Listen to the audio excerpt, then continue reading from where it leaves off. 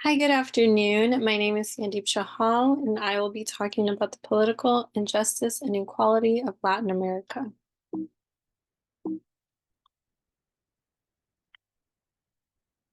So, in my introduction, I have the issues discussed in Latin American studies have been focusing on inequality, social injustice, and violence. The human race has failed to unite communities in their history for power and wealth at the cost of individuals. Discrimination is seen through race, identity, and socioeconomic status in particular societies of Latin American countries such as Mexico, Chile, and Brazil. I have learned about the importance of understanding history in these countries who are struggling to fight for their rights, but continue to be shut down through politics. It makes you think about the injustice that has happened over the last century, with in mind its cycle that tends to never end. The five concepts I will be focusing on are slavery in Brazil, new narrative form of literacy, social economic issues happening in Chile, women mining in Ecuador, and the misconceptions of immigrants. In Brazil, we see the impact of slave trade. Mexico had problem of corruption with land, and Chile illustrated the issues of upper and lower class division. Additionally, we add the women in mining who are fighting their rights in Ecuador, and then the misconceptions that happen with immigrants who are labeled at a certain standard here when they come to the United States. So, slavery in Brazil was a crucial part of Brazil's injustice towards the human race, especially to Africans who suffered at their hands. The use of slaves was to benefit the needs of power and disregard human life. In 1501 to 1866, the slave trade was high in Brazil, bringing the Africans for slave trade and helping booming the economy. The amount of Africans who were taken from their homes and brought to Brazil were about 4.9 million, which made it the largest country to receive slaves. For the number to be that high, you can imagine families being separated, tortured, and in return for nothing. Through slavery, Brazil started to increase the economic status, which was a threat to the Great Britain, who decided to end slavery and wanted them to follow through. Ships carrying slaves for trade were being intercepted by Great Britain's freeing them, but not for the benefit of the people. Instead, it was to stop power from happening. A demonstration of injustice and equality for Africans who could not fight for their rights, being taken advantage due to their skin color. Laws to be passed in fighting to end slavery with law of the free womb. Children born in slavery were born free, followed by the law offering freedom for 65 and above. Finally, on May 13, 1888, slavery was finally abolished from Brazil. So here we see how the effects of slavery happened in this Latin American country of Brazil, where we see the issue of slavery and Africans were targeted for the color of their skin, but mainly we also see how the injustice and the discrimination happened during this period of time. And we also see the partake of the Latin American country, Brazil, taking this on in order to benefit their own needs of building a higher economic status through the inhumanity of treating African Americans as non-human at this time.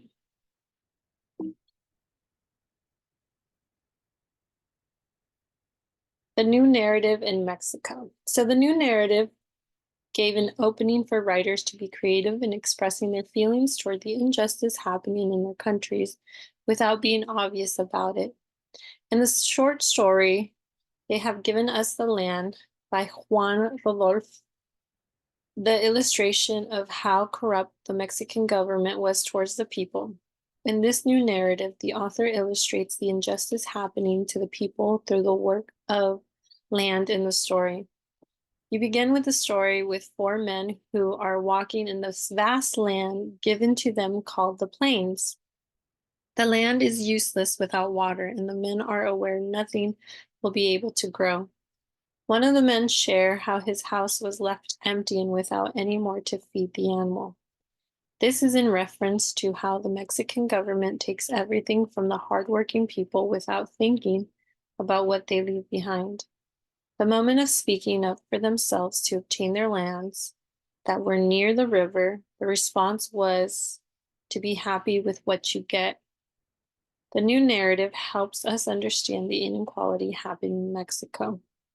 So think about it in the aspect of you are given all this land or the things that have been given to you, and someone just swoops in and takes it away from you. Well, this was the case for many people in Mexico who had their own lands, but were taken away from the government because the government needed a basis to fund for themselves and what would serve them best. So, unfortunately, the people would only get what is left over, and whatever was left over really didn't benefit them in any way. So, you have another example where the government really does not take care of their people, but instead sees what is the benefit for the government and not the community.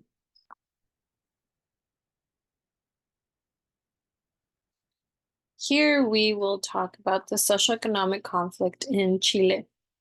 The socioeconomic status defines the types of resources you will receive and the area you live. The conflict among the rich and working class can be seen through the area of living divided by a wall. So if you see like the first picture, we have a prime example of on to your right side, you see rich people, you see a tennis court, you see a good pool, you see palm trees. And then on the left side, you see the more less poor areas um, living from those who live in poverty, and you see the big division among both social class. In the movie Macha, we see the economic division among the three friends, Gonzalo, Pedro, and Silvana, who live in Santiago, Chile. The working class is being discriminated against and silenced by the government, who seeks to benefit the rich.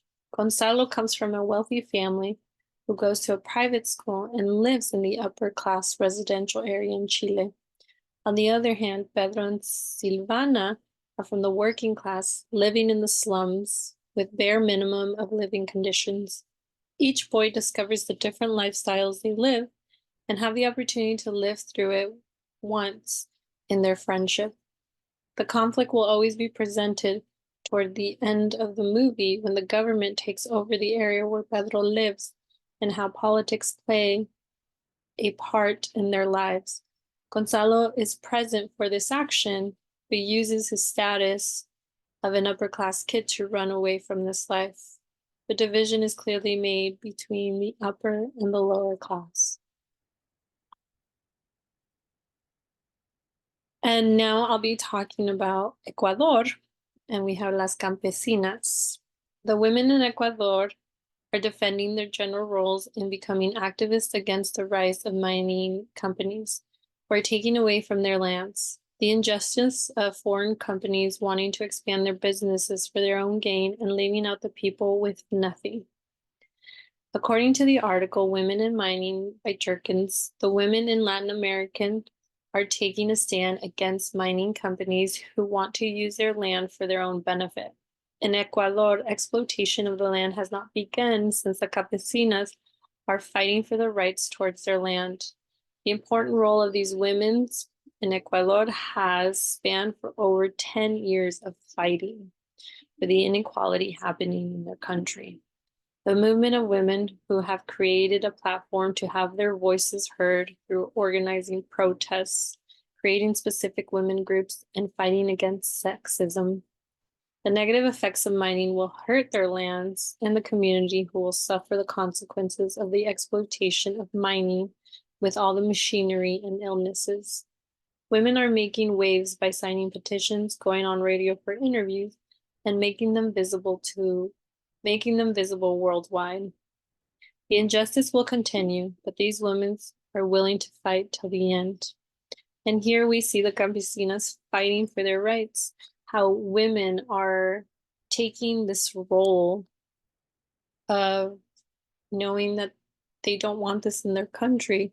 They see the effects that has happened with mining to their community, to their land, and they are taking a stand. And usually the women are held back, or per se only are good to be home raising children. But now we're seeing a big role that the women are having in Ecuador, by making these protests, making these campaigns, and also allowing the men to come in and support them during this protest by not wanting the mining companies coming into their countries. Lastly, I will be talking about the United States. That has an effect with Latin America, and it is about the misconceptions of immigrants. So the misconception of immigrants in the United States has created an injustice and inequality against immigrants by labeling them as criminals, drug lords, and bringing illnesses. All of these labels define immigrants of a certain degree when the Latin American countries have always had a problem with their political issues causing people to migrate to a foreign country. The pull of immigration has caused misconception to be placed on immigrants who are just seeking a better opportunity. The labels placed on immigrants affect their well-being toward inequality and injustice. One of the biggest misconceptions is the idea that all immigrants are bad people. The term criminals toward immigrants is unfair because you cannot make an assumption for a whole group based on what you think is happening. The reality is, immigrant teens are less likely to engage in some type of criminal activity than those who are actually born here in the United States.